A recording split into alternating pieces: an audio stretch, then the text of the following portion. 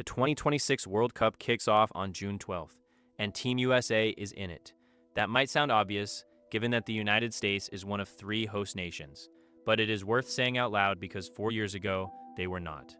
The USA missed the 2018 World Cup entirely, failed to qualify, watched from home while the rest of the world played. Since then, there has been a rebuild, a new generation of players, a genuine argument that this could be the most talented American squad in the country's history. Whether that argument holds up over 90 minutes is a different question. Here is everything you need to know about where the USA stands heading into the tournament. Who is on the team, how the group stage works for them, what a realistic run actually looks like. The United States qualified automatically as a host nation, which means they skipped the CONCACAF qualifying process entirely. That is a clean slate on paper. But it also means the squad spent those qualifying windows playing friendlies and Nations League matches rather than competitive knockout football. That is not nothing. The Nations League in particular gave head coach Greg Berhalter a consistent run of competitive games to work with. The USA won the 2-0, 2-3, 2-4 CONCACAF Nations League, beating Mexico in the final. It does not carry the weight of a World Cup qualifier, but it tells you the group is functional and capable of performing in high-pressure moments against regional opposition.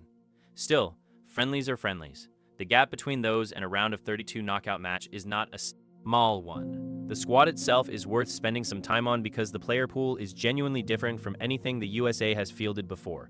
Christian Pulisic is the headline name, now at AC Milan and one of the better attacking midfielders in Serie A. Weston McKennie provides energy and box-to-box presence from Juventus. Gio Reyna, when healthy, is one of the more technically gifted players the country has produced in a long time. The word "when healthy" has done a lot of work in that sentence over the past few years. At goalkeeper, Matt Turner and Zach Steffen have shared duties, though Turner has emerged as the more consistent option. The backline is serviceable rather than spectacular. That is either concerning or fine depending on how optimistic you are feeling about the group draw. On the subject of the group draw, the USA was placed in Group C, alongside England, Panama.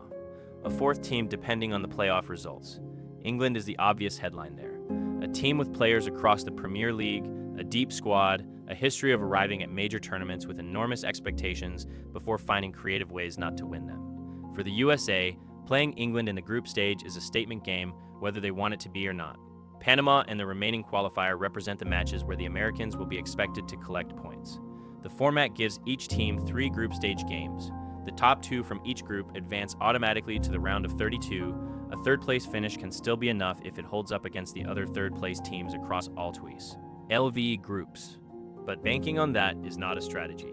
The group stage point system works on the standard 3 points for a win, 1 for a draw, none for a loss. If teams finish level on points, the first tiebreaker is head-to-head result between them. After that, it goes to goal difference, then goals scored, then disciplinary record, and finally FIFA World Ranking. The USA currently sits inside the top 15 in the FIFA rankings. That means they entered the draw as a Pot 1 team, a significant upgrade from where they were ranked even 5 years ago. That seeding matters because it shaped the group composition and kept the draw relatively manageable outside of England. A realistic path for the USA out of the group stage means picking up 6 points from the Panama match and the playoff qualifier, and getting something from the England game, whether that is a draw or a low-scoring loss that does not damage goal difference. If they do advance, the round of 32 would likely put them against a 2nd or 3rd-place team from another group. The bracket from there is straight knockout football.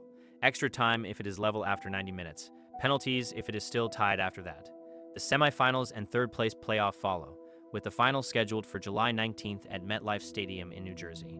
Whether the USA gets anywhere near MetLife on that date is genuinely unknown right now. They have the players to cause problems. They also have the history of finding new and interesting ways not to. June 12th is when we start finding out which version shows up.